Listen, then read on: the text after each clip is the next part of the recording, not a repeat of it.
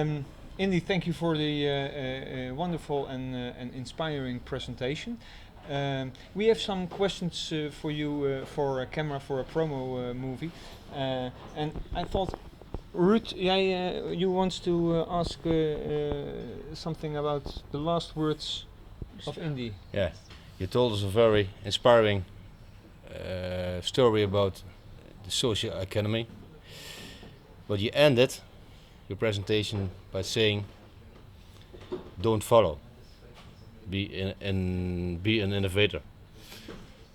Can you tell us more about that? Yeah, I think this is the reason. The reason why I said that was that I don't think anyone currently holds the truth. So if anyone says to you, "I have the right answer," nobody has the right answer because this economy hasn't emerged yet. Maybe in 5 years' time there will be a truth to this paradigm, but at this moment in time there isn't. There are just attempts at discovering it. And I think the more different and divergent attempts that we have, I think the more truthful this experience will be. And the reality is, like I think one of the big fallacies that certainly in the UK happened, everyone went to Norwegian schools and Scandinavian schools and said, the children are amazing. They all, walk inside, they have big classrooms with no walls, and they imported them into the UK and it didn't work. Why? Because we have a different social capital base. Yes. Our social economy is different, our cultures are different, our level of diversity is different, our cultural diversity is different, which means you need different environments to actually foster it and to make it powerful. So we must recognize this truth in all our nations and all our places. And this doesn't just hold true at the nation state level, it holds true at every local level. So we need to create an economy that empowers the local but is globally connected. And if we ever try to impose a global view, I think we'll always go wrong in this economy. So I think this requires the legitimacy of the actual local at the center of it. We're a master study, management innovation. This paradigm is also actually on other things, not only social economy, but can you use it? Yeah. As a manager, for example. Yeah, Yes. in my view, a role of a 21st century manager is to create the conditions for innovation to occur. Innovation, excuse me? Create the conditions for innovation to occur. It is not to try to create innovation. So I often say this to some of the people I work with.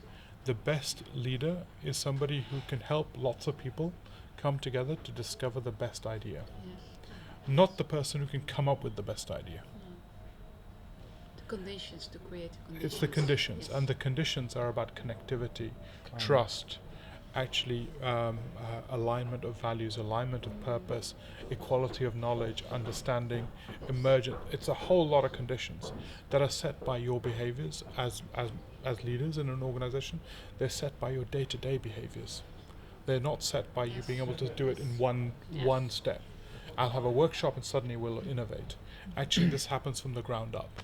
And if we look at places like Total Plant Management, which the Japanese did, actually they're all about building that culture of innovation at a ground up level. So in a way, I think even if you look at management theory has been trying to focus on the actual evolutionary innovation capacity of the whole system rather than actually the discrete capacity of innovation in a single innovation unit. Innovation has to be ecosystem driven, and you create the conditions by designing your tables, designing your culture, designing the conversations, the people that you bring into the conversation. BMW did a very interesting thing when they tried to create the BMW i. It's really interesting. What they ended up doing was created a separate company. And then they ended up actually recruiting 50% of the people from inside and 50% of the people from outside. But demographically, they were all like a male, female age group was very balanced. And they were able to get a BMW Mini Electric out in 18 months, which nobody said could be done, into the market in 18 months, because they could create the conditions for it. And sometimes I think it's creating these conditions, and that's where the legacy problems are. So a lot of people suffer. The reality is a lot of the people that you work with or you recruit will have suffered and endured 20 years of management, Yes. industrial management, Mm-hmm. and it becomes ingrained into their everyday behaviors. Mhm. So they don't know how to deal with power, they don't know how to deal with relationships because they assume authority. So actually creating the detoxing environment is really important to bring them back in. And we find this all the time. It is a detoxing because actually people expect you to behave some way. People expect to be told off or told right. And they find it very disconcerting when you say, no, not going to tell you off. It's your responsibility. It's I read a couple of months ago an article by Enrico Semler, the Brazilian industrial, Yeah. and he make a change in his factories similar like you try to inspire us. Yeah, there's a great quote where it said, a bad manager walks into a shop floor and says, we are all replaceable, Mm. right? So, Killing. so they could, no, but the point is that he views everything as an interchangeable good, whereas if as a resource, replaceable resource. Whereas if you see human capital as asset, an underutilized asset, then you see it from a different lens. And our language has to be shifted, and our language of how we see human beings has to be shifted for us to be able to actually say, well, actually, me as a manager, am I finding the 100% of these assets in this room, or am I only discovering 30%? Do we hear you say if you're capable to create the right conditions, innovation follows? Yeah. Always? I think if you can create the right conditions, innovation follows, and the appropriate innovation follows, which is, I think, is the key thing. I think you can genuinely do lots of innovation which is not appropriate, i.e. it's culturally wrong, contextually wrong, market wrong.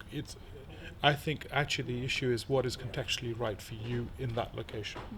And I think that's about creating the right conditions. And those conditions are about connectivity, fertility of ideas, not reduction of power, discrepancies, reputation, aggregation. These are well-renowned things. But those are the things you have to create in physical environment. So I mean, like a lot of people tend to use buildings as a method to get to innovation. And so what they say is, we'll build an innovation center. We'll get a new office, which will be more innovation orientated. And what they do, and this is a really classic problem, they sort of outsource their innovation. Mm-hmm. So the design of the office gets outsourced rather than created with their staff, which would be the first thing. Second thing, what they often get wrong is, in my view, is they take the most important people and move them into the space first. No. Away from the... Yes. And that's wrong, because the most important people aren't your best innovators. What you want to move is your people, which are your best innovators, your very live people, very fertile, into the space first. Let them own the space. Let them set the culture of the space, and then invite others to join in.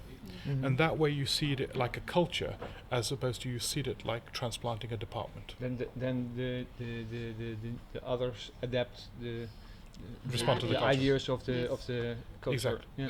And we have to seed cultures as opposed to seed and too often we say, oh, let's put this department because it's efficient. And actually you lose all the value of that system. Okay. Thank Thank you very much. Thank you very Yeah, much. pleasure. Absolute pleasure. Thank you. Thank you very much for having me. Thank you. Thank you. Well done. En cut! Dan moet hij zitten. Very good.